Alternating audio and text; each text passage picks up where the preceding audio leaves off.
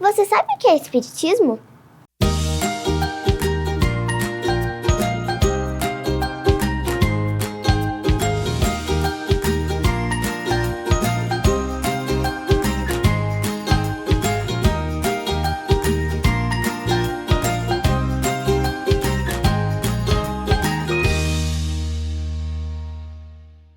Olá!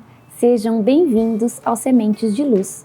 Hoje nós vamos falar sobre doutrina espírita, o que é, como surgiu e o que veio nos ensinar.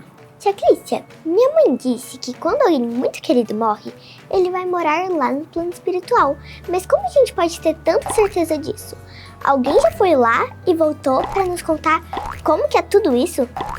Rafa, podemos dizer que sim. Através do espiritismo e dos ensinamentos dos espíritos, a gente pode saber tudo sobre o plano espiritual e como é essa vida do lado de lá. Mas afinal, o que é espiritismo? Rafa, espiritismo é uma religião cristã. Isso significa que ela é baseada nos ensinamentos de Jesus. Mas é mais do que isso. Espiritismo também é uma ciência e uma filosofia. Ciência e filosofia? Isso mesmo. É uma ciência porque foi baseada em investigações e estudos científicos feitos por grandes estudiosos.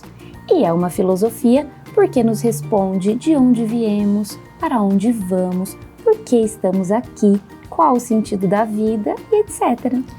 Tia Clícia, no nosso último encontro nós falamos de Jesus, né?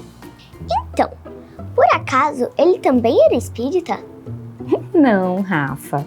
Na época de Jesus, há mais de 2000 anos atrás, ainda não existia a doutrina espírita. Na verdade, todas as religiões cristãs surgiram depois de Jesus, porque foram baseadas nos ensinamentos dele. Então o espiritismo surgiu quando?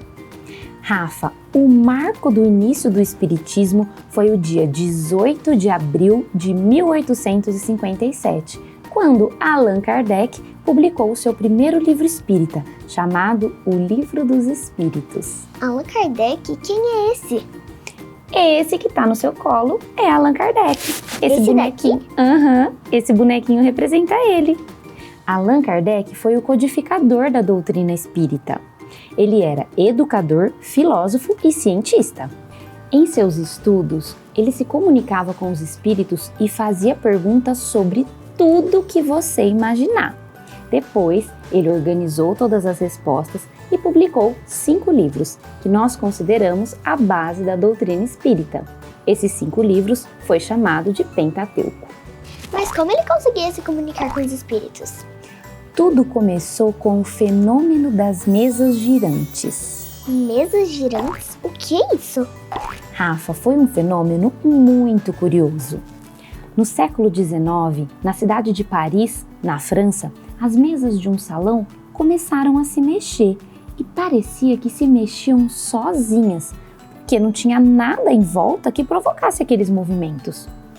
No começo, as pessoas ficaram espantadas, mas depois elas começaram a se divertir com aquilo. Aos poucos, o fenômeno foi se espalhando e começou a acontecer em vários países da Europa ao mesmo tempo. As mesas giravam, erguiam no ar e até faziam barulho respondendo às perguntas das pessoas. Que esquisito, tia Clícia! Como pode uma mesa se mexer sem ter músculos, cérebro? Elas não pensam. Pois é, Rafa. Foi com um pensamento assim que o professor Rivaio, conhecido posteriormente por Allan Kardec, resolveu investigar aqueles fenômenos. Enquanto muitas pessoas achavam graça e se divertiam com aquilo, ele teve um outro olhar, um olhar investigativo. Ele queria entender o que estava por trás daquelas respostas e daqueles movimentos. Ele percebeu que as respostas eram muito inteligentes e ficou muito intrigado. Assim como você, ele também sabia que as mesas e os objetos não têm vida, não pensam e por isso não poderiam se manifestar sozinhas, se movimentar e nem responder a pergunta das pessoas daquele jeito. Mas e aí? O que ele descobriu, tia Clícia? Ele descobriu que aquelas manifestações eram provocadas por homens que tinham vivido na Terra e já tinham desencarnado, morrido. Eram os espíritos. Espíritos são como fantasmas, tia Clícia? Ai, eu tenho medo de fantasmas. Não precisa ter medo, Rafinha. Fantasma é só um nome dado para ficar mais assustador, mas nós não temos motivo nenhum para ter medo, até porque espíritos somos todos nós. Nós somos espíritos? Como assim? Sim, Rafinha, todos nós somos espíritos. Quando nós estamos encarnados, assim como eu e você, nós precisamos de um corpo físico para se manifestar.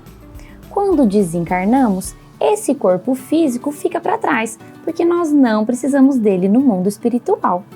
Mas nós seguimos vivendo normalmente, do jeitinho que somos aqui, com os mesmos pensamentos, os mesmos sentimentos, a mesma personalidade. Nada muda, além do corpo físico que ficou para trás. Os espíritos que se manifestavam e se comunicavam com Allan Kardec eram pessoas como nós, mas que viviam em um outro lugar e sem um corpo físico como o nosso, entendeu? Ah, entendi. Então eram essas pessoas do mundo espiritual que estavam dando aquelas respostas e estavam mexendo as mesas? Isso mesmo. Faz mais sentido. Mas, Tia Clícia, como Allan Kardec tinha tanta certeza que os espíritos estavam falando a verdade? Porque eu tô aqui pensando, aqui na Terra tem pessoas que gostam de contar mentira, né? Tem sim. E você disse que quando nós vamos pro plano espiritual, nada muda, né? Então eu acho que pode ter alguns espíritos mentirosos também. Pode mesmo, você tá certinha. E Allan Kardec sabia que isso podia acontecer. Ele era um educador, então ele tinha esse olhar mais científico. Ele observava muito e buscava explicações e causas válidas e que fizessem sentido para todos aqueles fenômenos. E as perguntas que ele fazia para os espíritos eram respondidas sempre com precisão, profundidade e lógica. Ele devia ser muito inteligente. Era mesmo. E além disso, as respostas das perguntas que ele fazia foram se formando com o auxílio de médiuns de várias partes do mundo. As perguntas que Allan Kardec enviava eram as mesmas, e independente de onde os médiuns estivessem, Allan Kardec recebia de volta as mesmas respostas. Elas batiam e coincidiam, mesmo que os médiuns não se conhecessem. Uau, que incrível! Isso tudo fez com que Allan Kardec se convencesse que todas aquelas informações que ele estava recebendo eram verdadeiras. Allan Kardec tinha uma preocupação muito grande com a veracidade de todo aquele conteúdo. E ele estudou isso tão a fundo que ele mesmo nos orientou a não acreditar em todos os espíritos. Rafa, a gente não pode acreditar em tudo que está sendo dito só porque vem de uma comunicação mediúnica. O que importa não é o nome com que o espírito se apresenta, mas o conteúdo, a qualidade da sua mensagem. Um espírito de luz jamais vai nos trazer uma mensagem que cause medo, angústia, aflição e nem vai fazer revelações que não sejam úteis ao nosso melhoramento. O que o espírito está dizendo faz sentido? Existe lógica no que está sendo dito? Isso é fácil saber. Aliás, a gente devia usar para tudo, né? Encarnados e desencarnados. Mas o que importa, segundo a doutrina espírita, é que as comunicações mediúnicas passem sempre pelo crivo da razão. Mas e aí, Tia Clícia, o que esses espíritos disseram de tão importante para Allan Kardec? Rafa, eles falaram sobre Deus, sobre a natureza espiritual, o porquê estamos nesse mundo, porquê precisamos reencarnar tantas vezes. Falaram sobre as leis naturais, os mais profundos ensinamentos de Jesus, que segundo eles é o espírito mais evoluído que já pisou na Terra, nosso mestre, guia e modelo. Nossa, quanta coisa! É, Rafinha, foi uma verdadeira revolução de ideias, crenças e concepções. Allan Kardec foi reunindo todas aquelas informações, o que resultou na publicação do seu primeiro livro espírita, o Livro dos Espíritos, e o início da doutrina espírita. E depois ele publicou outros livros, Tia Clícia? Sim, publicou. Depois do Livro dos Espíritos, ele publicou o Livro dos Médiuns, que é considerada a base da ciência da doutrina espírita.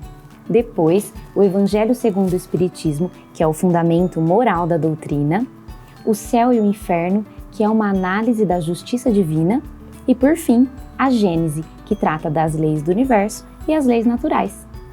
Mas não foram só esses livros que ele escreveu não, viu?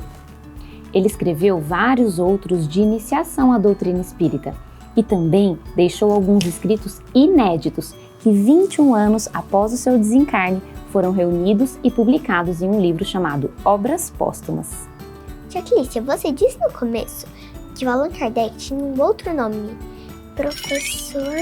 Professor Rivaio. Na verdade, o nome dele era Hippolyte Léon Denisard Rivaio. Então por que as pessoas chamam ele de Allan Kardec? É que certa vez, em uma reunião mediúnica, um espírito protetor se manifestou, dizendo que conhecia o professor Rivaio de outras encarnações e que, em uma delas, o nome dele havia sido Allan Kardec. Como educador e escritor, o professor Rivaio já tinha publicado outras obras literárias de sua autoria própria, sobre matemática, geometria, física, química, gramática francesa e muitas outras coisas. Para não confundir com a sua reputação e intelecto pessoal, ele adotou o pseudônimo de Allan Kardec nas obras ligadas ao Espiritismo. Ah, entendi! Tia Clícia, eu tô adorando aprender sobre a história do Espiritismo e sobre Allan Kardec. Que bom, Rafinha! Allan Kardec e os espíritos nos deixaram muitas lições importantes e a gente vai aprender muitas delas juntas aqui nos próximos programas, viu? Allan Kardec desencarnou em 1869, deixando para a humanidade o legado da terceira revelação prometida por Jesus, a doutrina espírita. Allan Kardec foi sepultado no cemitério de Paris e o seu túmulo é hoje um dos mais visitados pelos turistas. Lá a gente encontra a sua famosa frase: nascer, morrer, renascer ainda e progredir sempre. Tal é a lei. Nossa eterna gratidão a Allan Kardec e aos espíritos. Não vejo a hora de chegar ao próximo programa. Até lá!